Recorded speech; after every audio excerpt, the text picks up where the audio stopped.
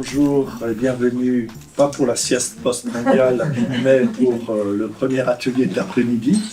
Donc, rapidement pour se présenter avant d'entrer dans le vif du sujet.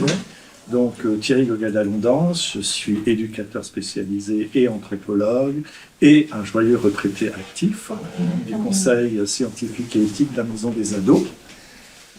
À ma gauche, c'est toujours pour les EduxP, c'est toujours à gauche. À ma gauche, donc, Perrine. Je vous laisse vous présenter, vous êtes Perrine.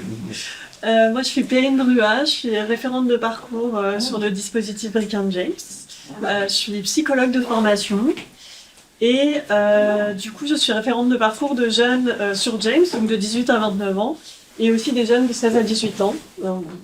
Ça va peut-être pas durer, mais pour le moment, c'est ça. Non, on va peut-être pas rester sur ces divisions d'âge, c'est ça. Donc, voilà. Okay. Malvina, du coup, je suis une ancienne participante du dispositif. Et toujours Pauline Dorler, éducatrice spécialisée et chef de service du dispositif. Ça, c'est quand même bien que tu n'aies pas changé entre midi et deux. Voilà, je suis aussi directrice de colo, les toilettes c'est par là et tout ça. J'aime beaucoup ce rôle. J'aime beaucoup ce rôle de logistique. Bon, bah, tu nous introduis comme ça dans le thème, parce que on était déjà en train d'entrer dans le vif du sujet avec un petit propos de Pauline qui indiquait qu'elle était aussi directrice de colonie de vacances pour pouvoir montrer un petit peu le chemin. Hein, et peut-être que ça introduit la question qu'on a déjà bien abordée ce matin de l'accueil à Basseuil et de l'allée vert. Et je suis très content qu'il y ait une jeune qui ait expérimenté cette affaire-là. Et donc, qui peut peut-être commencer par nous dire ce que toi, tu as... Peut-être ce qui a fait accroche et qui fait que tu n'as pas dit ciao, hein, que tu avais envie de rester un peu et de faire un bout de chemin avec les gens de Brick and James. Déjà, je pense qu'une des premières choses, c'était la libre adhésion. Donc en fait, on ne me fixait pas des rendez-vous, c'était vraiment des questions. Donc quand est-ce que tu es dispo et où est-ce que tu es dispo? Donc c'était pas, bon bah là tu viens dans tel bureau à telle heure. C'est ok, bah tu peux pas te déplacer, bah en fait je vais venir et puis on va aller boire un verre ou manger un petit truc et on va se rencontrer comme ça. Donc ça c'est super important, enfin c'était super important je pense pour l'accompagnement.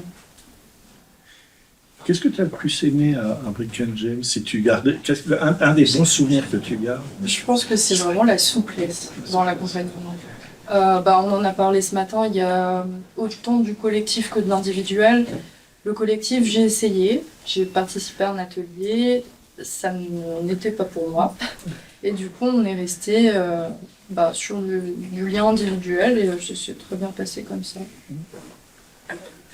Et si, je vais passer la parole aux autres, hein. Et si tu avais une petite suggestion à faire à Brick and James, un truc que tu aimerais, toi, améliorer comme ça, parce que c'est déjà top, mais qu'est-ce qui pourrait être un petit chouïa de plus, quoi?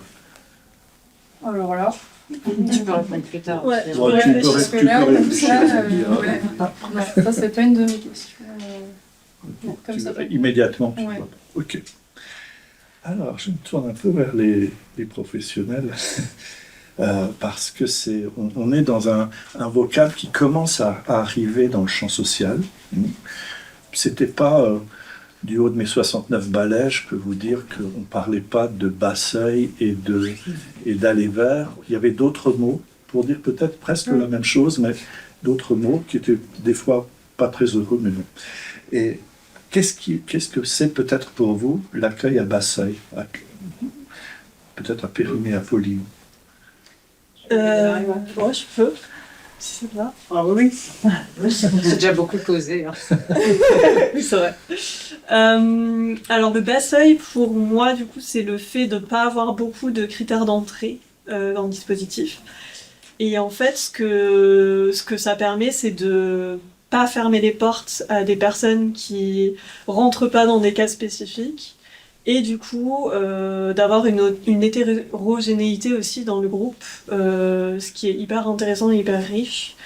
Et oui, ça permet d'avoir des profils de personnes hyper variés, même si on a des critères d'entrée, on a quand même des gens hyper différents, mais Mais voilà, il y a un peu ce truc de se rendre aussi le plus accessible possible et de pas mettre de mettre le minimum de barrières et le minimum de marches à franchir pour pouvoir accéder à de l'accompagnement. Est-ce qu'on pourrait dire que c'est un niveau bas d'exigence? Est-ce que c'est... Pour intégrer, oui. Pour nous, dans notre travail, notre exigence, elle est haute, mais envers nous-mêmes. C'est-à-dire que je dirais que les attentes envers les jeunes, elles sont peut-être pas... Enfin, voilà, concrètement, les critères d'entrée pour le groupe James, c'est d'avoir entre 18 et 29 ans, d'habiter le Bas-Rhin et de n'être ni en stage, ni en formation, ni en emploi. Donc ça peut regrouper en effet plein de monde. En revanche, nous, on a une exigence haute pour les accueillir correctement, pour être... pour permettre la rencontre. Donc, essayer d'être là où ça va être, ce que je disais un peu ce matin, le moins inconfortable possible. Okay. Donc, on va dire qu'il n'y a pas... Oui, il n'y a pas d'attente de « il va falloir que tu viennes tous les matins à 8 heures ». Enfin, nous non plus, on n'y arrive pas, donc on ne va pas te le demander. Il n'y a pas d'exigence de présence pour dire t'es un bon participant, ça, il n'y a pas du tout. Okay. Ça me fait penser ce que tu dis à un autre mot qu'on utilise beaucoup aujourd'hui dans le champ social, c'est l'accueil inconditionnel. On précise d'ailleurs que l'accueil inconditionnel, c'est pas l'accueil sans condition, c'est l'accueil sans préjugés. Oui. Voilà. Et peut-être il y a quand même des conditions à Brickland James. Bon, on a donné une, être ni en emploi, ni en formation, ni en travail pour les NEETs et pour les jeunes qui ne sont pas diagnostiqués en refus scolaire anxieux, ils sont dans l'autre dispositif. Mais est-ce qu'il y a quand même, est-ce que dans cet accueil à bas seuil, est-ce qu'il y a quand même des petites conditions d'emblée, d'entrée de jeu, ou au-delà des critères du public, tu vois, dans ce que vous proposez?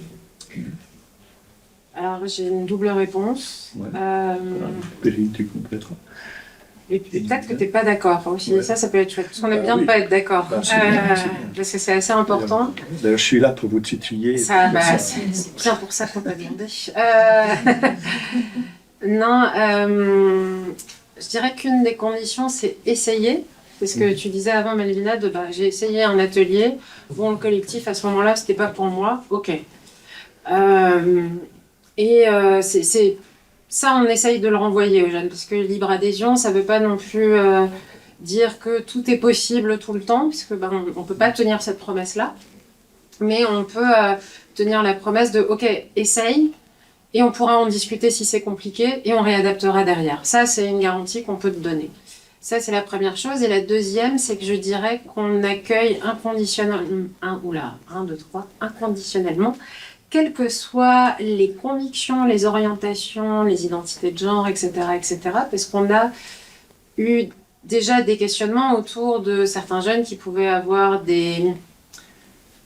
je ne vais pas dire des propos radicaux, parce que c'est pas la même chose, je pense, mais des propos xénophobes, racistes, et ça a pu faire des remous et dans l'équipe, et avec d'autres jeunes, et avec des partenaires, notamment certains des artisans et artistes qui disent non, nous on est no border, etc.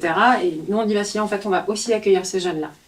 Et on va essayer de créer un espace où c'est possible de coexister. Ça ne veut pas dire qu'on va être d'accord, ça ne veut pas dire qu'on va être meilleurs potes, mais se dire qu'on va essayer de limiter cette parole-là, parce que bon, elle n'est pas tolérable, mais on ne va pas dire t'as pas ta place. On va dire, alors attends, peut-être que ça c'est un peu compliqué. Et des fois, ce qui est intéressant, c'est que ces sujets-là, parce qu'on pourrait se dire, oh, mais pourquoi vous parlez de ces sujets-là, etc. Bruno, ce matin, il évoquait le club. C'est des sujets, des fois, hyper politiques, hyper subtils, hyper fins qui sortent, où, t'en parleras mieux que moi, Perrine, mais nous, on n'a pas grand-chose, des fois, à dire, en fait. C'est qu'on laisse la place aux gens, ils causent, en fait. Voilà. Ouais. Oui, ça me semble vraiment... hyper intéressant, parce que ça veut dire que la parole ne va pas, ne va pas figer l'individu dans... Par exemple, tu évoquais des propos radicaux, un jeune peut avoir, pour différentes raisons qui appartiennent à son histoire, un propos raciste, mais c'est pas sa parole raciste qui fait de lui un raciste. Et c'est ça que vous laissez ouvert, finalement. Donc, je sais pas, Perrine, peut-être tu as des exemples peut-être aussi de situations comme celle-là, ou d'autres.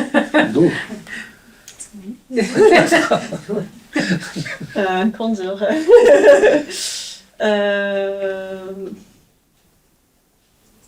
J'ai pas grand-chose à rajouter par rapport à ce que tu as dit. Il y a cette idée que la parole circule et que du coup dans ces moments-là, ce qui est compliqué, c'est à notre place de garantir un cadre qui est sécurisant pour tout le monde, et c'est des propos qui sont violents. Et du coup, c'est prendre le temps de reprendre ça avec la personne et en faire quelque chose aussi devant le groupe. Je dirais que c'est ça qui est un peu compliqué, et là-dessus qu'on a une marge de manœuvre, ou en tout cas que notre rôle se situe, pas de filtrer des personnes qui sont d'accord avec nous, et ce serait hyper confortable, mais c'est pas le but, et ça vient renforcer un truc de dire à quelqu'un tu as ces propos et du coup tu n'es pas bienvenu ici, ça vient que renforcer une dynamique qui contribue au fait qu'il en soit là aussi, et du coup c'est important d'accueillir, pas du coup pour le coup sans condition, oui et non, mais voilà. Finalement, l'accueil à Basseuil, c'est peut-être l'accueil de l'hétérogénéité, et peut-être que ça permet à des jeunes qui arrivent avec des préjugés, des convictions, des fractures, des traumatismes, de cheminer et peut-être de cicatriser un peu les choses. Je pense par exemple à quelque chose que j'avais assisté. Ils avaient fait une présentation de travaux des jeunes à la M33, et cette année-là, il y avait beaucoup de jeunes en questionnement de genre qui s'étaient mis en scène de manière photographique, etc. Et on voyait que des jeunes qui avaient peut-être des difficultés à cet endroit-là, ils avaient cheminé avec, et peut-être leur regard avait un peu changé, plus de tolérance, plus d'ouverture. Peut-être vous l'avez constaté, ça? Ah ouais, complètement. Et puis sur ce projet photographique-là, donc l'idée c'est un projet qui s'est appelé Double Jeu, J-E, où il pouvait y avoir un premier portrait. Donc les jeunes avaient choisi s'ils étaient OK ou pas d'être pris en photo, on va dire au naturel, et quelque chose autour du cliché qu'ils pouvaient représenter. Et en fait, c'est un atelier qui avait duré sur plusieurs jours, et il y a un jeune qui avait fait quelque chose autour de justement la masculinité très forte, très toxique, on va le dire, enfin vraiment tous les clichés autour de ça. Et puis le dernier jour, donc on a fait ces deux photos neutres et comme ça un peu très bourru. Et le dernier jour, je le vois tourner autour. Donc on travaille avec une maquilleuse professionnelle, des photographes professionnels d'M33, et je le voyais tourner autour du stand de maquillage, quoi. Il y avait une jeune à l'époque très intéressée, elle, par le maquillage, qui était devenue assistante maquilleuse, HMC, elle était à fond. Et du coup, je dis à ce jeune homme, mais t'as envie qu'elle te maquille? Oui. En fait, au fur et à mesure, elle l'a maquillée, et du coup, ce jeune homme a pu nous dire, en fait, j'aimerais que vous me genriez au féminin. Et j'aimerais que vous m'appeliez comme ça. Et vraiment, je me suis dit à ce moment-là, ça, j'arriverai jamais à l'expliquer aux financeurs, mais c'est exactement pour ça que je me lève le matin, en fait. Et un peu, est-ce qu'on a le droit de parler de ton changement d'avis? Je raconte ou tu racontes? Mais je sais pas de quel tu parles. Tu vas faire le même métier que moi. Ah oui, oui, oui. Quand j'ai rencontré Melvina, parce que c'est moi qui accompagnais Melvina à l'époque, la première fois qu'on se rencontre au café, elle me dit moi, ce qui m'intéresserait, c'est de devenir sophrologue, art thérapeute, c'est ça qui m'intéresse. J'ai dit OK. Alors en France, c'est compliqué parce que c'est lié à la fac de médecine, mais on va réfléchir, comment est-ce qu'on peut faire, etc. Et je lui dis comme ça, en bonne travailleuse sociale, un des moyens de faire ça, c'est de devenir travailleuse sociale et puis de faire une formation complémentaire. Jamais. Tu peux me dire qu'est-ce que tu fais comme formation maintenant? Monitrice éducatrice. Et vraiment, je me souviens de ce jamais et ce moment où on s'est appelé quand tu as été reçue à l'école, où je me suis... Enfin, mais parce qu'on a cheminé, parce que le projet a évolué. Mais tu me dis si je me gourre, hein, mais je t'ai jamais dit c'est pas possible. Je t'ai dit ok, on va essayer. Peut-être que faut regarder peut-être en Belgique, peut-être qu'il faudra bouger grâce au réseau qu'on a, parce que c'est aussi ça. On est plusieurs à être investis dans différentes assos à Strasbourg, à connaître du monde, et on connaît toujours quelqu'un qui connaît quelqu'un. En fait, on a pu te mettre en lien avec des art thérapeutes en formation. Donc elle a pu les rencontrer, elle a pu... voilà, je veux pas parler à ta place, hein, mais... Oui, c'est ça. Et puis ce qui était chouette, en fait, de ma place, c'est que je savais que j'allais arriver au rendez-vous avec un autre choix de carrière, puisque je savais pas me décider. Et en fait, à aucun moment, Pauline, elle m'a dit, bah non, mais là, c'est bon, quoi, j'ai fait les recherches pour ça, ma part sur ça. C'était plutôt, ah ok, elle ouvre son PC, et puis elle regarde ce qui est possible de faire ou pas, les tarifs, machin, et puis ouais, me mettre en contact, dont une art thérapeute avec qui... je fais des cours actuellement. Donc ouais, franchement, c'est un côté qui est chouette dans l'aller vers, dans cette manière de fonctionner. Ouais, on passe beaucoup de temps avec nos ordi portables dans nos sacs. Beaucoup. On n'est pas beaucoup derrière un bureau. Mais tu as dit quelque chose d'intéressant, Malvina, c'est l'aller vers. C'est-à-dire, et du coup, je me dis, tiens, il y a l'aller vers des professionnels qui bousculent un petit peu des habitudes de fonctionnaires, mais qui vont un peu ailleurs. Hein, voilà. Mais il y a aussi l'aller vers des jeunes qui vont vers les adultes, parce que quelque chose, finalement, a été restauré. Voilà, quelque chose pour les adultes à qui... oui, ou même juste la confiance qui s'est instaurée. Oui, et je sais que pour l'entrée en formation, il fallait que je fasse un écrit de 6 pages de motivation. 6 pages sur sa vie, c'est un peu compliqué. Donc, du coup, je suis allée vers Pauline pour qu'elle puisse me corriger, me faire des commentaires. Donc ouais, il y a aussi ce lien de confiance-là. Alors que cet écrit, je le ferais pas lire à n'importe qui. Et il était très bien. Merci. Et donc là, tu es en première année Deuxième. Deuxième, c'est l'examen cette année. Oui, merci. Elle va très bien s'en sortir. Ok, super.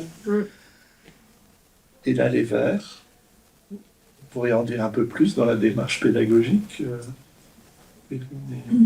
Moi, je peux en par dire rapport un peut-être truc. Oui.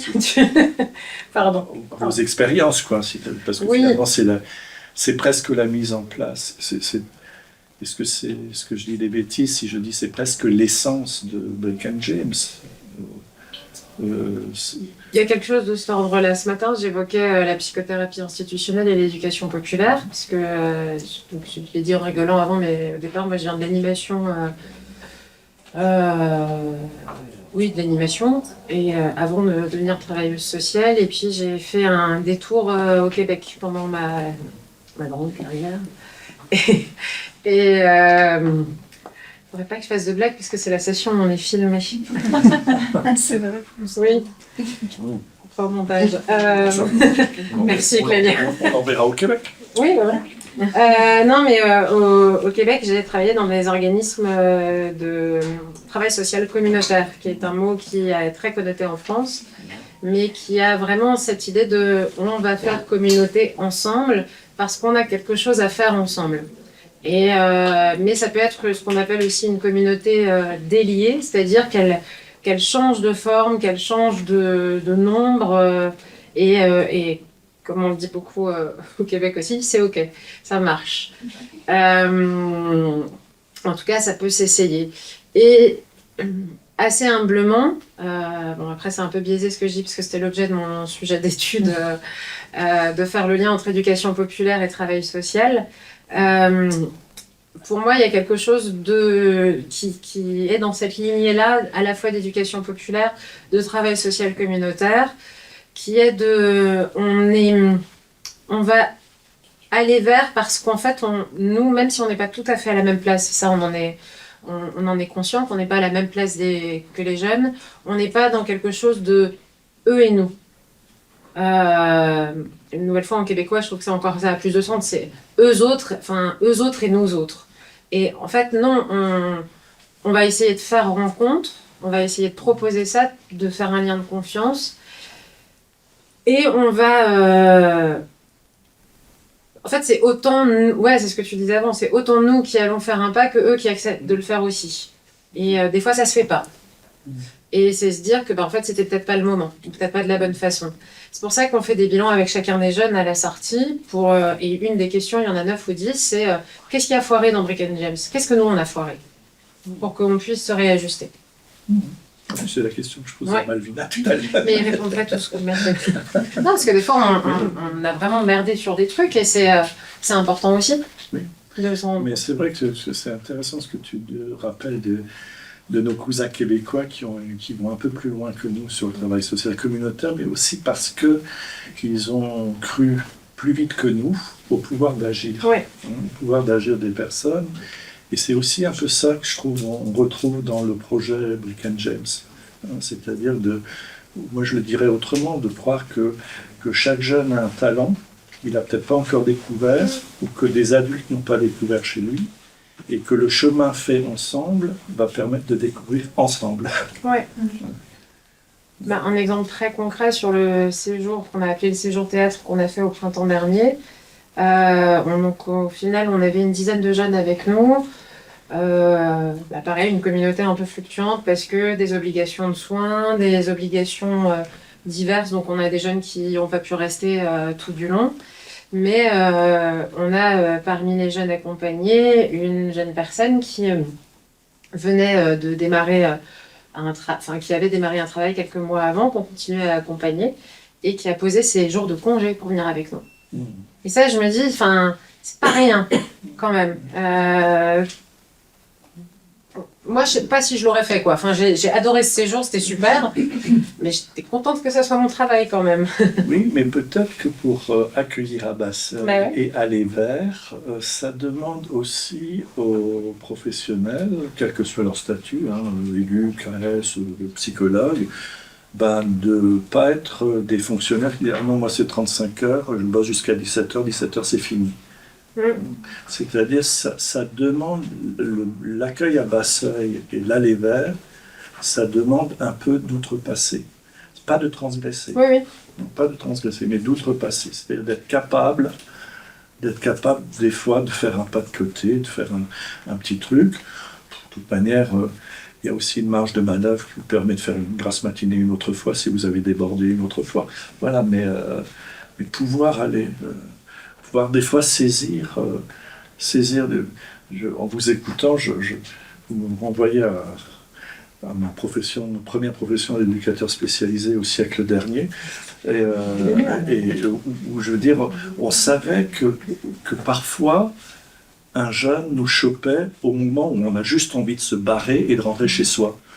Et que si on se barre et qu'on rentre chez soi, on a loupé quelque chose, parce que pour le jeune, c'était à ce moment-là qu'il fallait que ça matche. C'est peut-être ça aussi, l'aller vers.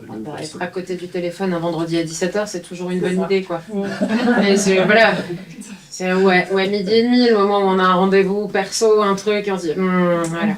Mais on se regardait en souriant, parce que là, c'est un peu la chef quand même qui cause c'est quelque chose, je pense, dans le travail social qu'on a du mal à parler de ce qu'on fait concrètement, parce que concrètement, quand on dit on va boire des cafés avec les jeunes, on nous regarde, genre, c'est ça ton travail? Ou on va monter des photobooths au Pass Festival par 2 degrés, comme Perrine l'a fait en plein mois de décembre, on se dit bon, dans la boue, voilà, on se dit bon, mais... Et surtout si tu le dis à un financeur. Mais moi j'ai aussi une espèce de vigilance parce que y a aussi quelque chose d'un peu dangereux, je pense, en tant que professionnel, de dire justement, de passer à un truc où on va toujours dire oui et de se rendre indispensable. Ça c'est très très dangereux, je pense, parce qu'on n'est pas indispensable, c'est nos missions qui le sont. Et ensuite d'invisibiliser le travail qu'on fait, parce que ce matin, ça a été évoqué, Snapchat, etc. J'utilise mon téléphone portable depuis que j'ai commencé à travailler, mais j'ai toujours eu des collègues qui disent « mais c'est pas du travail, t'es sur ton téléphone. » Ouais, j'écris aux gamins, mais est-ce que tu réponds à 1h du matin? Est-ce que... je leur dis non, je leur dis de couper, parce que c'est vraiment très important aussi, puisqu'il y a des histoires qui sont difficiles, on prend le temps d'en parler en équipe, mais c'est jamais suffisant, et que... quand ils commencent à avoir plein d'heures sup, je leur dis là prends-les, souffle, parce que c'est toujours un marathon, c'est jamais un sprint. j'ai rien trahi. Non, c'est vrai. En fait, quand ça devient... Enfin... Comment dire Non, mais le revers de la médaille de justement de ça, de l'aller vers, de s'adapter, d'être flexible, le risque, c'est un peu de perdre de vue ses propres limites parfois, et qu'en fait ça devienne une injonction de rester après 17h parce qu'on sait que les jeunes peuvent nous appeler à 17h, c'est oui, mais en même temps, une fois c'est ok, 2 fois c'est ok, et en fait 50 fois ça ne l'est plus parce que ça devient débordant et ça devient la nouvelle norme. Et du coup, il y a un peu ce truc aussi où c'est là que Pauline est là, est précieuse aussi. Et pour ça qu'elle disait ça aussi, c'est que c'est arrivé des fois où des personnes de l'équipe étaient un peu au bout du rouleau parce que c'était trop en fait, et qu'on perd un peu de vue ses propres limites. Et donc voilà, c'est important de trouver un équilibre. Il faut des balises. Et c'est peut-être le job du chef de dire à un moment donné, rentre chez toi. Oui, et puis en fait, c'est partagé aussi. C'est-à-dire que, pour donner un autre exemple, je vais le dire comme ça, je suis assez carrée sur le fait que quand on est malade, on va chez le médecin et on reste chez soi. Puisque j'ai une immunité toute relative et qu'en général après je chope les trucs, c'est très très égoïste, mais du coup c'est devenu Tu as le sens du partage. oui. J'ai quand même passé un mois de décembre malade, plus long là, donc bon, mais c'est devenu un truc d'équipe où quand il y a quelqu'un qui commence à être pas bien, malade, et qui dit ouais non mais il y a ça avec ce jeune, rentre chez toi. Et en fait, c'est pas moi qui le porte, c'est collectivement. Et quand j'oublie cette règle, je peux vous assurer qu'ils sont 7 à me le rappeler, quoi. Ouais, c'est ça. Par message, ça ne va pas là. Ouais, non, ça ne va pas. Mais c'est aussi ce truc-là, parce qu'on parle de prendre soin des gens qu'on accompagne. Mais maintenant, j'ai plus de suivi. Malvina était un des derniers que j'avais. C'est aussi prendre soin collectivement les uns des autres dans l'équipe, parce que justement, une nouvelle fois, c'est un marathon et que parmi les personnes qu'on accompagne, alors oui, il y a des histoires chouettes et on a des jeunes avec qui on garde des liens, etc. On a des jeunes aussi qui sont sans papier, qui d'un moment disparaissent, qui nous redonnent des nouvelles quelques mois après, et on sait qu'ils sont passés par un CRA. On a des jeunes qui sont à la rue, on a... Voilà, c'est ce que disait aussi Sébastien Castel ce matin. C'est pas tout rose, c'est pas parfait. Et il faut l'encaisser, ça.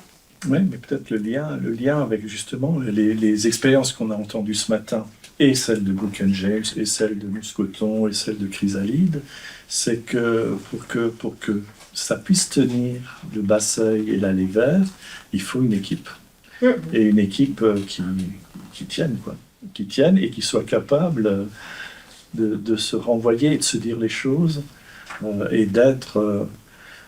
alors là, c'est mes souvenirs de directeur d'établissement, aussi au siècle dernier, quand on peut avoir une dispute élégante. Oui. Voilà. Et ça fait avancer le schmilblick, C'est très important. sans conflit, mais des disputes élégantes qui sont nécessaires pour que ça bouge, que ça avance. Je pense aussi, peut-être l'Allée Vert, peut-être on peut aller un petit peu plus loin sur l'Allée Vert. Je pense... je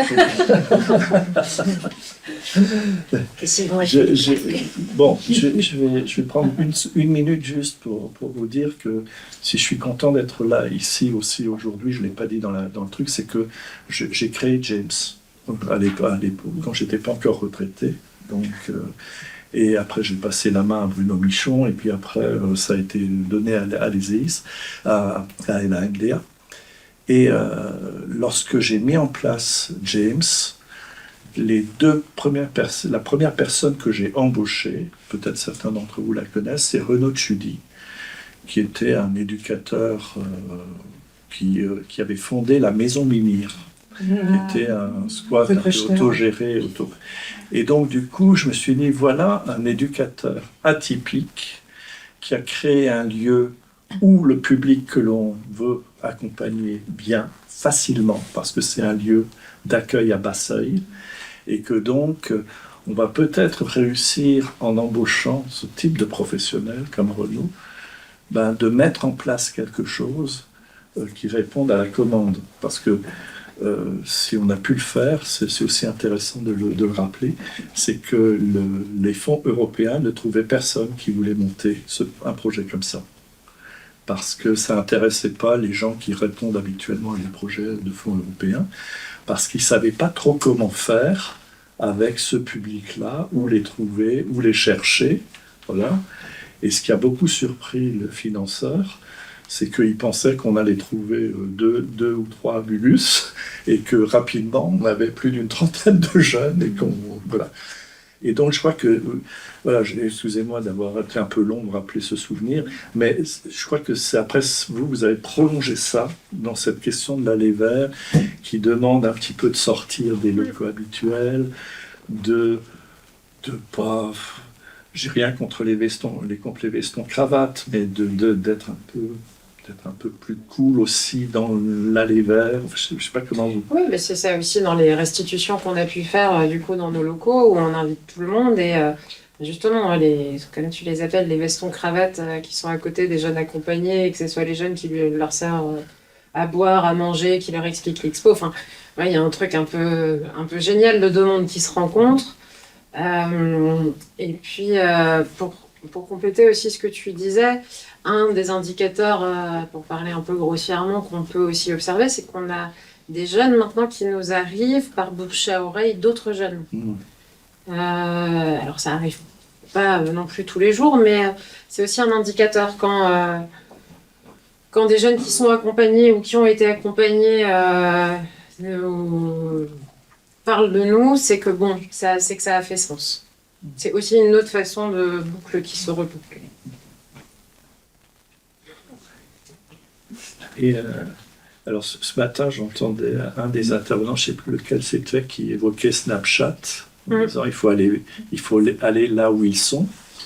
Donc ça, j'aurais pas pu, parce que je ne sais même pas ce que c'est Snapchat. Mais, une messagerie. Oui, mais vous allez où? Snapchat, pas tellement. Mais oui, Parce qu'ils sont plus jeunes sur Snapchat. Ouais, pour les majeurs, c'est non. Ouais. Bref, oui, on communique du coup beaucoup par message et par téléphone avec les jeunes. Les réseaux sociaux aussi? Oui, ça peut. Un petit peu, ouais. Un petit peu. En fait, on leur demande, ou quand on voit qu'on galère à les joindre, on leur dit, ok, c'est comment je peux te joindre le plus facilement possible, et puis on s'adapte. Ok. Et toi, Malvina, tu les as rencontrés comment? Bouche à oreille. Bouche à oreille, ok. D'un copain, copine Non, de ma mère, du coup, Oui. qui est dans le social à sa façon, on va dire ça comme ça, qui du coup m'a parlé de ce dispositif, mais du coup c'était avant la fusion. Ouais. Donc ça date un petit peu. Ok. Ouais, puis ça peut être différent, parce que tu as aussi ceux qui sont habitués au SMS, ceux qui préfèrent les vocaux, ceux qui détestent les vocaux. On travaille un peu avec WhatsApp, un peu avec Signal, suivant les jeunes qui sont... parce que ça permet aussi de créer des groupes, du coup ça permet aussi de transmettre les informations plus facilement, mais ouais, on utilise beaucoup nos ordi portables et beaucoup nos téléphones. Et le café, première rencontre, c'est aussi quelque chose qui se fait, par exemple, qui peut être une modalité. Oui. Je pense à ça parce que c'était évoqué ce matin. C'est la modalité de base, on va dire. On parle un peu là-dessus. Et bon, surtout l'été, faut dire, mais les terrasses, c'est sympa. Mais oui, on parle là-dessus en demandant du coup à la personne si ça lui va et si c'est un lieu confortable ou pas. Et du coup, autrement, on s'adapte. C'est chez nous aussi parfois. Dans nos locaux. Quand on a... Dans nos locaux, Ah oui, pas chez pas nous. chez nous. Dans les locaux, en effet. Vous pouvez raconter comment ça se passe, une première rencontre? Enfin... Moi, j'en ai quelques-unes, t'en as beaucoup plus que moi. Hein. Bah ouais. Du coup, premier contact, donc c'est les jeunes qui nous contactent directement. Enfin, pour James. C'est les jeunes qui nous contactent directement, soit du coup téléphone, soit message. Du coup, si c'est par téléphone, on prend le temps de juste de repréciser les critères, parce que sinon, si la personne ne rend pas les critères, ça va pas à quoi se rencontre. Enfin, si ça peut en vrai. Mais bref, on demande quand même avant pour ça, pour pas donner de faux espoirs. Si c'est par message, en général, je demande moins de détails et je fixe plus vite un rendez-vous parce que c'est plus long par message et tout. Bref. On se fixe du coup une heure, enfin une date, un lieu. Et du coup, quand on se rencontre, l'objectif du premier rendez-vous, c'est du coup présenter ce qu'on fait avec un peu plus de détails, comprendre où la personne en est et pourquoi elle est venue jusqu'à nous et quelles sont ses envies, ses besoins, etc.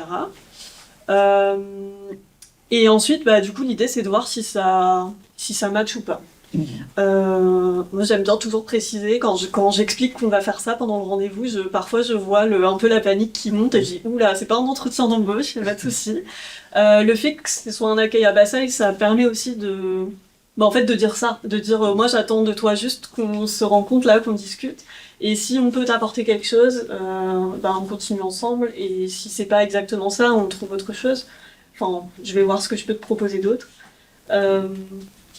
Mais voilà, du coup, c'est vraiment la rencontre la première fois et prendre soin aussi d'être accueillant, d'essayer de rassurer, de voir ce qui peut bloquer ou pas, et s'il y a de la motivation et de l'envie ou pas, en fait, parce que c'est vraiment là-dessus qu'on va se baser. S'il n'y a pas d'envie, ça sert à rien. Et dans ton expérience qui est longue, si j'ai bien compris, tu en as fait plusieurs, qu'est-ce qui revient le plus souvent? Qu'est-ce que tu as... s'il y avait quelque chose, bon, chaque jeune est différent, chaque jeune est singulier, mais quelque chose qui te frappe, qui revient assez régulièrement, comme première question, première interrogation des jeunes que tu rencontres? Ce qui me vient, c'est souvent les jeunes sont agréablement... Enfin, il y a un peu un truc de... Ok. Relâchement, quoi. Ouais. En fait, la libre adhésion, la LEVAL et tout, c'est quelque chose qui est rassurant et qui est soulageant, en fait, presque. De dire, ok, tu peux... Si tu décides de venir avec nous, tu viens tester, on voit et tout ça, mais il y a quelque chose on va pas te mettre des bâtons dans les roues, on va essayer d'avancer ensemble. Et j'ai l'impression qu'il y a vraiment un truc chez beaucoup de jeunes, de soulagement.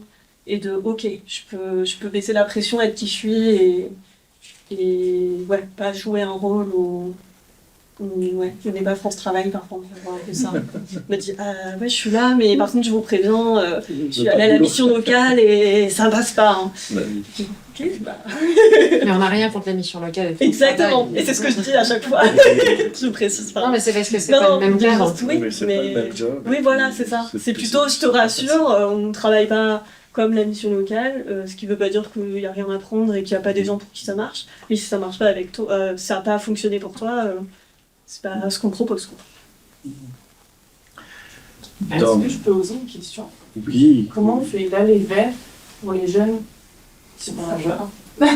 Alors pour les 16-18, on peut le faire aussi. Pour les 11... Oui, pour les 11-15, il y a l'obligation scolaire, donc on n'est pas tout à fait dans la même chose.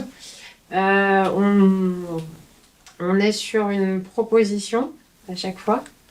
C'est-à-dire que là, la rencontre, elle se fait pas soit au café ou elle se fait à la maison des ados ou dans nos locaux à Bricado pour que les jeunes puissent... donc là, le premier rendez-vous, jeune, avec un membre de la famille ou les deux parents ou un accompagnant, une accompagnante. Et en fait, là, on explique que c'est un rendez-vous de présentation d'accueil. On dit pas c'est un rendez-vous d'admission, c'est pas du tout ça.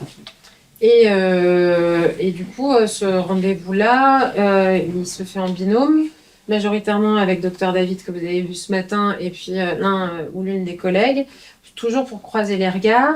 S'il y a besoin, on sépare. À un moment donné, on reçoit l'enfant seul, l'ado seul, les parents d'un autre côté, parce que des fois, on a des parents qui ont déjà tellement cherché, qui veulent tout dérouler parce qu'il faut dire. Ok. Et puis des fois, il y a des sujets qui sont compliqués, et puis les parents sont en recherche de réponses, les enfants aussi. Donc ça, c'est le premier rendez-vous. Quand c'est dans nos locaux, on fait visiter les locaux. Parce que, comme vous l'avez vu dans la vidéo ce matin, c'est quand même un ancien bâtiment industriel, donc c'est pas neutre comme lieu. Et ensuite, on leur propose de venir tester 1, 2, 3 ateliers. Et c'est seulement quand eux nous disent « Ok, c'est bon, je suis partant », que là, on fait les démarches officielles. Du coup, on donne le dossier d'inscription, puisqu'il y a un certain nombre de choses à remplir pour les mineurs. Et c'est là qu'on va à domicile. Mais ça, on leur annonce dès le départ. Dès le premier rendez-vous d'accueil, on dit si ça vous intéresse et que votre enfant a envie d'intégrer, on va venir à domicile. Et c'est ce que je disais aussi ce matin, ça a une vraie différence de venir à domicile dans ce contexte-là, parce que nous, on ne le faisait pas au démarrage. Ça fait 1 an et demi maintenant qu'on le fait. C'est parce qu'on s'est rendu compte qu'on passait beaucoup à côté de questions socio-économiques, de dimensions, on va dire, familiales singulières, où la question de la séparation est une vraie question. C'est-à-dire que quand Brick École a ouvert, moi je travaillais déjà à la MDA, mais pas encore sur le dispositif, tout le monde se disait on va avoir plein d'enfants et d'ados qui sont victimes de harcèlement. On en a. La majorité, il y a des soucis de séparation à la maison. Ça ne veut pas dire que c'est forcément dangereux, etc.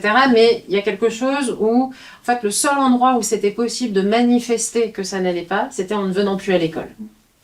Et parce que c'était impossible de le faire à la maison. Que ça soit conscient ou pas, ça, j'en sais rien.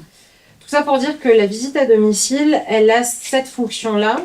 Alors nous, on leur explique qu'on n'est pas en train de faire une enquête sociale, on n'est pas du TAMS, etc.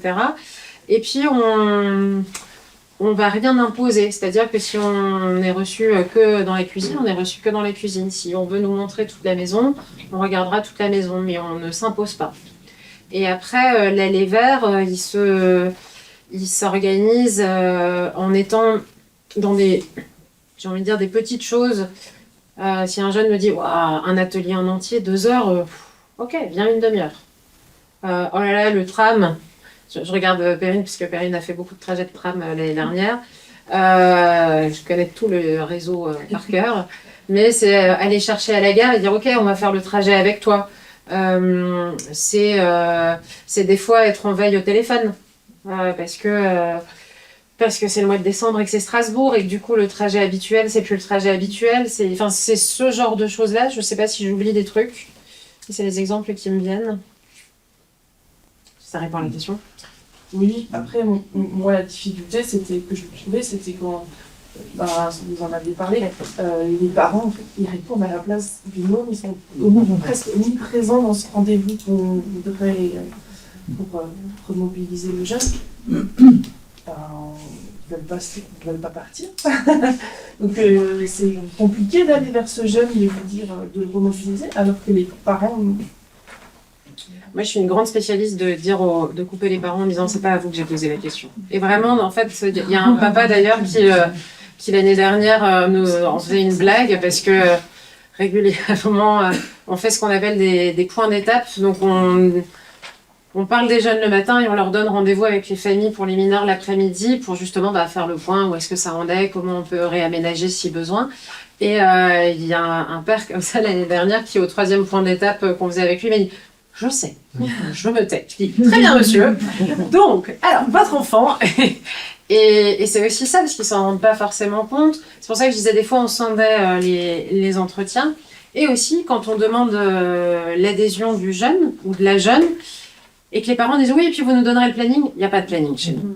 Et alors là, bon, nous, ça nous demande une logistique, une nouvelle fois, des téléphones, et tout le temps envoyer des messages. Mais en fait, c'est une question qu'on s'est posée en équipe et on a décidé qu'on ne donnerait pas de planning parce que sinon, les parents vont nous les amener, même s'ils ne sont pas en état de venir.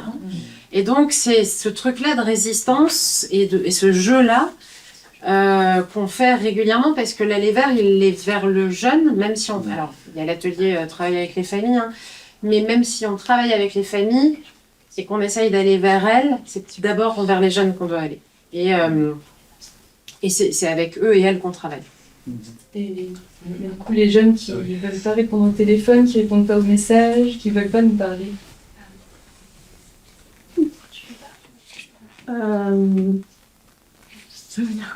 Laisse pas le dire, ouais. En fait, moi, je suis en placement à domicile, donc il y a une obligation d'aller travailler avec les jeunes, mais là, j'ai une jeune qui a 15 ans qui me dit « Je ne veux pas parler aux psychologues, aux travailleurs sociaux, vous je vais m'emmerder, quoi. Mm. Et donc, la seule fois où elle me répond, c'est pour me dire non. Quand je lui dis est-ce que je peux t'appeler, est-ce que je peux te voir, est-ce qu'on peut se voir quelque part, non. Donc, des fois, elle me répond, moi, elle me répond, mais souvent, elle me répond pas. Et quand je la vois, c'est parce que sa mère m'a mis la pression pour qu'on se voit et elle veut que me voir avec sa mère. Elle me dit, mais je veux pas vous parler seule. Enfin, on ne connaît pas. C'est vrai que je ne connais pas, ça fait qu'un mois que je l'accompagne. C'est là la difficulté d'aller vers quand il n'y a pas d'envie.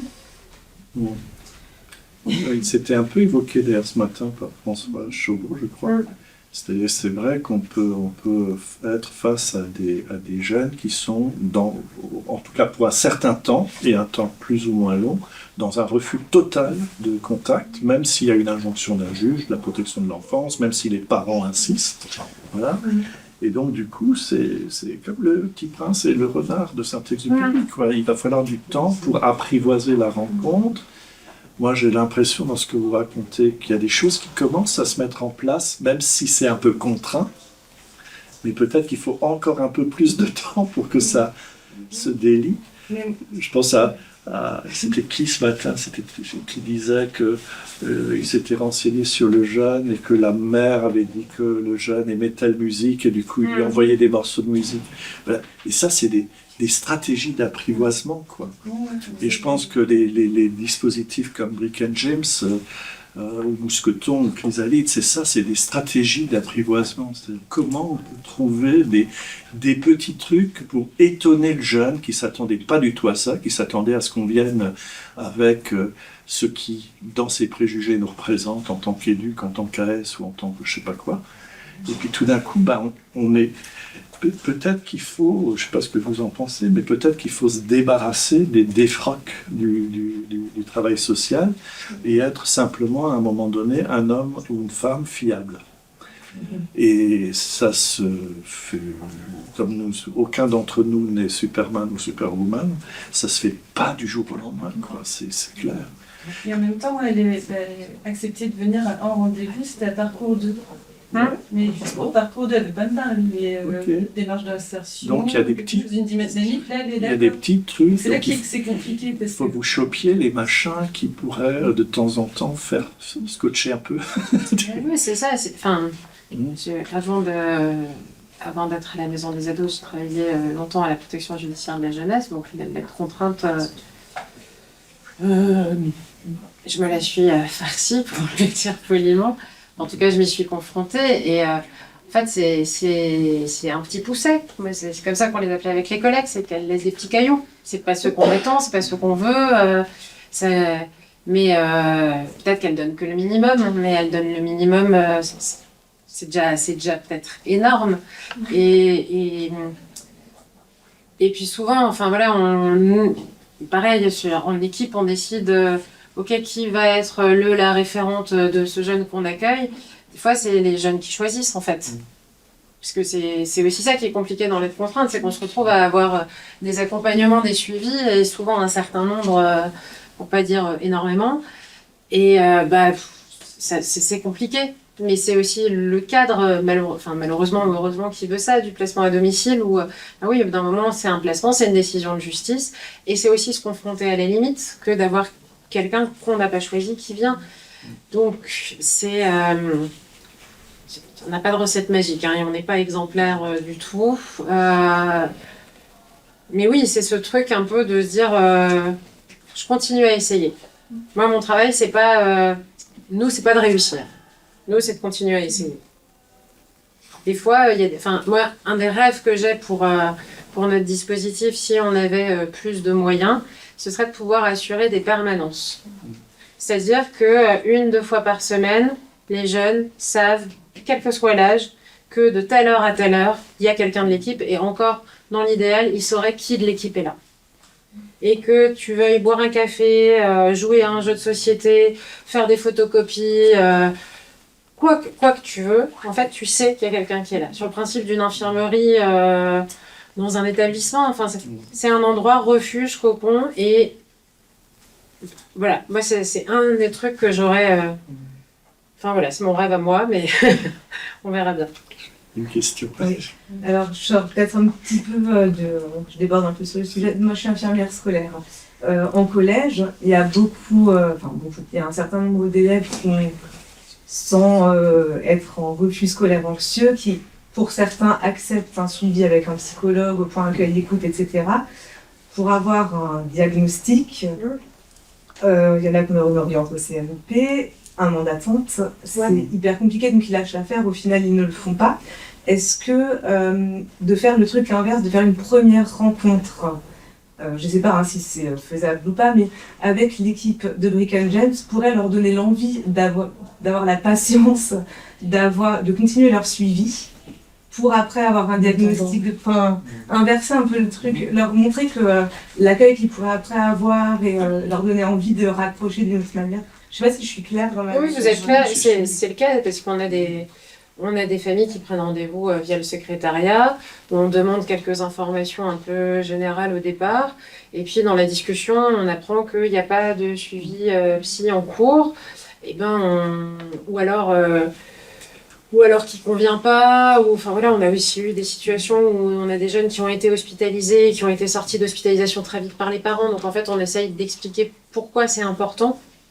Une nouvelle fois, on n'est pas magicien, mais c'est vrai que d'être pas l'école et pas le dispositif de soins, et d'être justement un peu dans cette triangulation, ça peut avoir cet effet de « Ah ok, donc ça a vraiment du sens ». Et en fait, là, c'est de nouveau la question de l'empathie, de dire « Oui, on sait.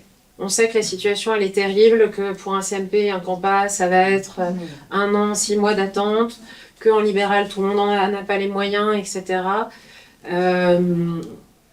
On alerte aussi là-dessus, mais... Ça déborde d'ailleurs même sur les maisons des ados plus globalement, qui sont parce que la force et la faiblesse des maisons des ados, c'est qu'elles font face aux pénuries du système de soins. La pédopsychiatrie, c'est terrible, le CMP, CAMPA et compagnie. Et donc les maisons des ados sont les derniers lieux où on peut être reçu assez vite. Alors ça ne veut pas dire qu'il va y avoir des suivis longs parce que les BRDA n'ont pas les moyens, mais on peut être accueilli assez rapidement. Parce que et c'est le seul lieu. Terrible, c'est que du coup, au milieu scolaire, on sait que l'enfant va mal, on connaît la situation, on conseille. Alors il y en a qui ont certains suivis chez donc un psychologue, mais pour le collège, il y a une rupture, il vient pas, dossier absentéisme, machin, donc on se met des familles. Voilà, donc par l'institution. Ouais. Et du coup, nous, on se retrouve dans des situations pourries parce que l'éducation nationale ne correspond pas du tout à plein de gens, à plein d'enfants, et que on peut donc conseiller, là on va vous surcharger, mais à certaines, j'en ai pas 15 en tête non plus, mais 2, 3, 2, ça arrive à moi j'en ai 15. Mais après, prendre un contact, juste pour qu'ils comprennent l'importance de continuer au moins le suivi, et qu'ils voient que nous, notre intérêt, c'est pas que tu retournes à l'école, c'est la suite en fait, c'est toujours le aller vers. Ouais, voilà, c'est ça. Et de se dire que même si au pire, il n'y a rien avant 16 ans, tu auras cette possibilité d'intégrer à un moment donné ce dispositif, parce que là, tu n'auras plus besoin d'un diagnostic, et que juste le fait de ne pas être bien et de ne pas convenir, que le système traditionnel, on va dire, ne te convienne pas, tu as quand même une possibilité pour la suite. On peut leur donner votre numéro. C'est combien de prises en charge? Alors, on a 12 places en file active pour les 6-18 ans, et pour les 18-29, c'est 30 places en file active. Donc, ça veut dire entrée et sortie au fil de l'eau. Et pour vous donner un autre élément par rapport à ce que vous disiez, ça rejoint ce que disait Marie-Galette Tessonneau ce matin. Elle disait, un enfant qui serait atteint d'un cancer, on lui dirait, vas-y, il faut aller à l'école et passer. Moi, j'utilise beaucoup cet exemple-là avec les parents, et je leur dis, s'il avait fait une chute au ski ou en skate et qu'il avait les 2 pieds dans le plâtre, vous le forceriez pas à prendre le bus. Je dis, en fait, là, c'est pareil. En fait, le plâtre, il est dans la tête, et on va prendre le temps. Et c'est... Les parents ont la pression de l'école. Oui, c'est les là-dessus, personnels de direction, les enseignants qu'il faudrait former. C'est ce que disait Dr David, ce que disait Corinne ce matin, en fait. Elle, dans la formation qu'elle avait pu faire à l'origine de Chrysalide, c'est ça, c'était d'expliquer ça pour qu'on sorte du quand on veut, on peut. Parce que ça, c'est et c'est commun aux deux groupes d'âge, vraiment. En fait, les James, c'est pour ça qu'on fait un lien, c'est que le quand on veut, on peut, eux, ils l'ont trop entendu. Et que les plus jeunes, ils commencent vraiment beaucoup à l'entendre et ça commence à s'intégrer. Là-dessus, je sais, compassion, pareil. On est là. Enfin, on est ensemble, quoi. Moi, on travaille dans le même endroit, hein. Donc on est au Neuf, hein, bien sûr, en REP+, j'ai notre collègue aussi, on s'occupe d'un dispositif qui Mon ressemble... quartier préféré. C'est la chrysalide de la REP. Voilà, la TI d'accueil Pour les temporaire collèges. individualisé. Bon. Mais moi, je pense à tous ces gamins, je travaille depuis plus de 16 ans là-bas, ils sont donc stigmatisés par l'institution parce que, eh ben, ils sont absents, c'est ça qu'on voit. Et les parents ne répondent pas, et patati et patata. Il n'y a pas d'adhésion des parents. Elle est compliquée à bien des titres. Mais ce qui m'ennuie, c'est que ces gamins, on a un accompagnement parce que je travaille aussi avec une clinicienne qui vient hebdomadairement, une demi-journée, ce qui est un luxe total. Et bon, voilà. Tout aussi parce qu'il y a un partenariat. On a une psychologue qui est aussi débordée. Mais tant qu'un gamin n'a pas un diagnostic posé par un pédopsychiatre, et donc c'est juste la croix et la bannière pour le rencontrer, qui a un suivi jusqu'à ce que... Voilà. Nous, on a des parents qui sont très éloignés de tellement de choses par rapport aux soins de soi, de ses enfants, etc., que de toute façon, ils ne vont pas se lancer dans ce parcours du combattant. Donc, on essaye à domicile, entre guillemets, de pouvoir un peu orienter. Mais moi, ce qui m'ennuie, c'est que pendant ce temps, le temps court, et ces jeunes ou ne viennent pas, ou il va y avoir des amendes qui vont tomber, parce que on a des taux d'absentéisme affolants, mais bon, après, donc, non, c'est 750, ouais, 7500. 700. Avec du sursis parfois, prison. Enfin bon, bref, il y a tout un truc qui plane. Oui. Et qui est très vite évacué aussi par l'institution. Je ne pourrais pas dire le contraire. Tout le monde n'a pas l'ouverture d'esprit non plus à tout ça. Et donc, ce sont des gamins qui sont oubliés, mis de côté. Voilà, on est quelques-unes à essayer, autant que faire se peut, de pouvoir les orienter. À l'extérieur, c'est compliqué parce que justement, tout est blindé, saturé, il n'y a pas assez de monde, il n'y a pas assez de structure aussi. Il y a des choses qui existent, mais 12 places, c'est par rapport à... C'est déjà super, mais ce serait 12 à multiplier par 100, par 1000, enfin, ou plus, si on parle au niveau national. C'est le moment où je rajoute qu'on n'est pas financé à 100%. Et ben voilà, voilà, c'est ça. Et donc, Et qu'on nous, est ça financé demande- jusqu'en juin. Ah, ça, la c'est pérennité. pas c'est pour ça. possible. Bah oui, on connaît, nous aussi, Ah, les voilà, subventions. voilà. Je compatis. Qu'est-ce qu'on fait avec eux? Ils sont dans un vide. Et c'est tous les jours. Et on s'en me chauffer sur mon sujet préféré, ça va pas du tout. C'est très compliqué. Oui, c'est ce que j'allais dire.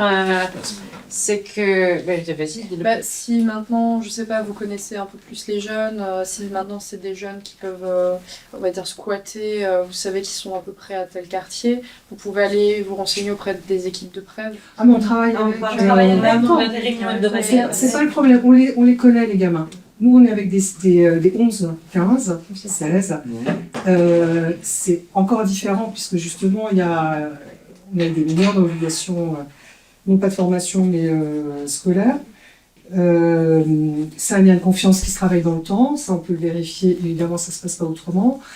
Et puis on est avec des populations aussi particulières, on peut pas parler du polygone, mais bon, c'est particulier aussi, rapport à l'école. Voilà, par exemple. C'est pas prioritaire. Non, c'est pas prioritaire. L'école, mais, ça n'est pas leur préoccupation il y première. a d'autres choses à faire. Mais déjà, C'est- la plupart, ce sont des élèves de foyer, des enfants de foyer, des enfants placés, des enfants qui sont eux-mêmes dans des préoccupations qui ne sont pas du tout celles de l'école. Les parents, ben, on n'en parle pas parce que ce sont des élèves qui sont en foyer. Les éducateurs, les pauvres loulous, ils en ont par-dessus la tête. Ça déborde de partout. Et nous, il faudrait encore qu'on leur court derrière et leur balancer des coups de fil quotidiens pour leur dire que là, il y a un problème et qu'on est en train de le perdre, le gamin.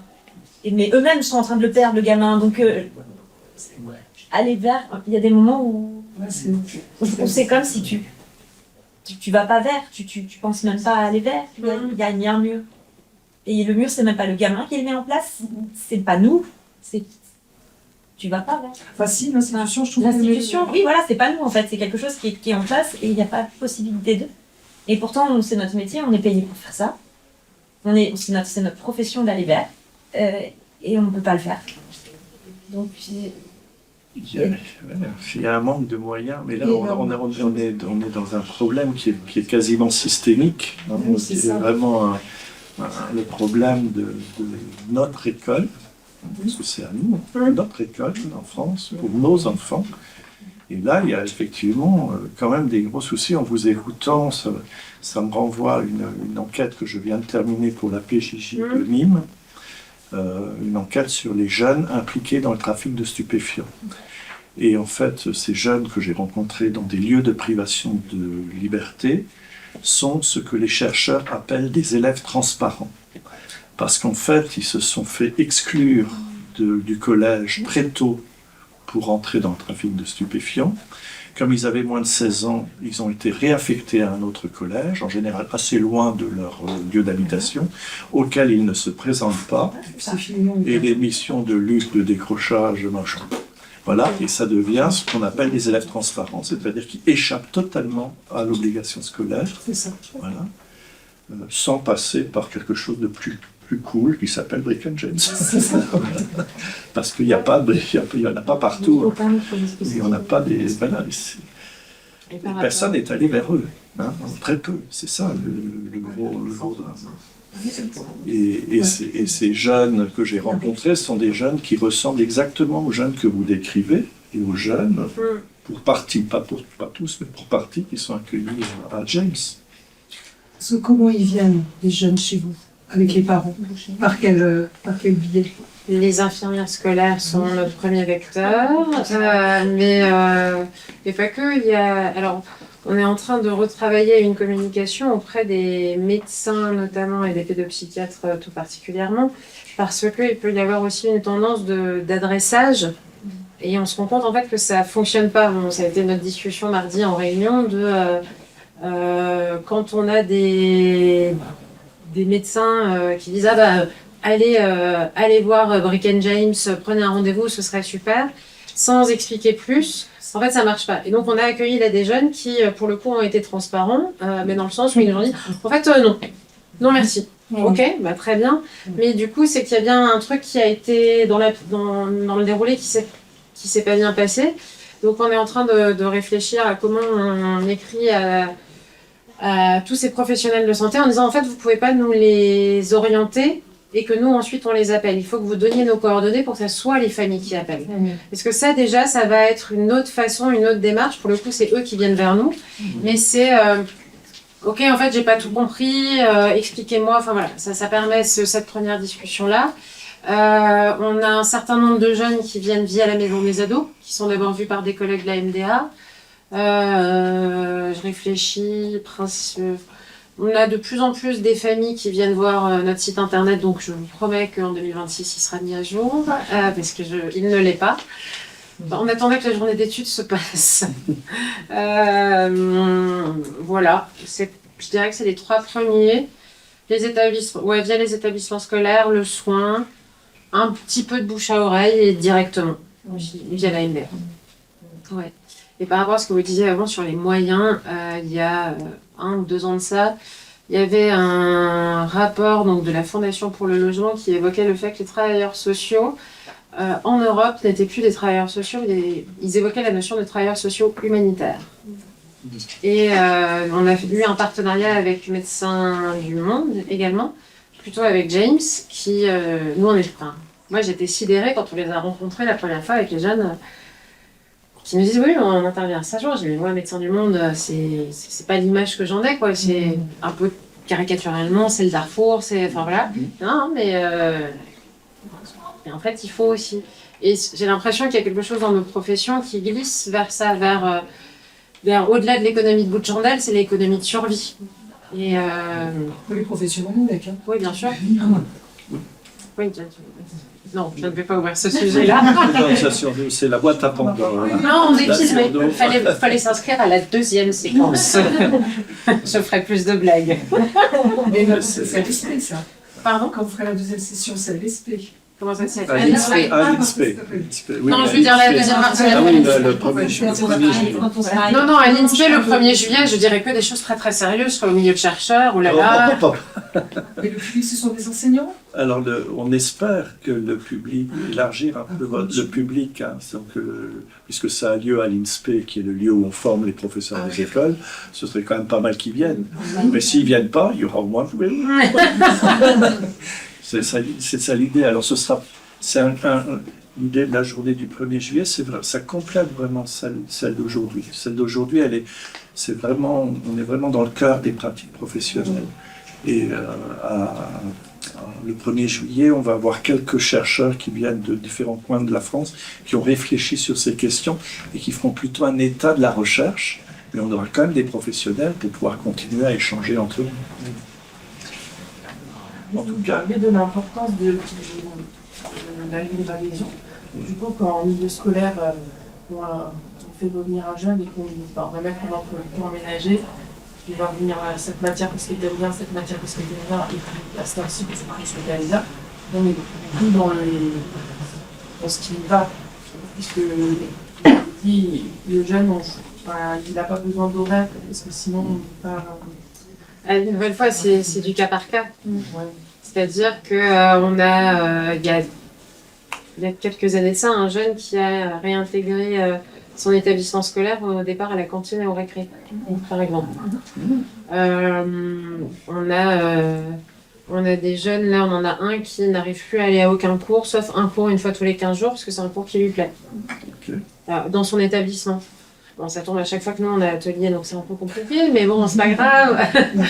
Mais on s'adapte. Ouais, là-dessus, c'est du cas par cas. Il y en a certains que ça va rassurer d'avoir un emploi du temps.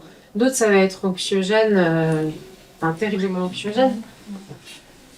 Je dirais que vraiment, c'est là-dessus qu'on a aussi, nous, parce qu'on n'était pas très bons là-dessus, essayé de travailler vraiment les référents avec l'établissement scolaire quand il y en a un, pour qu'on se rencontre, pour qu'on en discute. Alors là, pareil, c'est plutôt nous qui allons vers les établissements que la sortie d'établissement. On adore voyager. Le Cora Rosberg, j'adore, moi, maintenant. Je connaissais pas.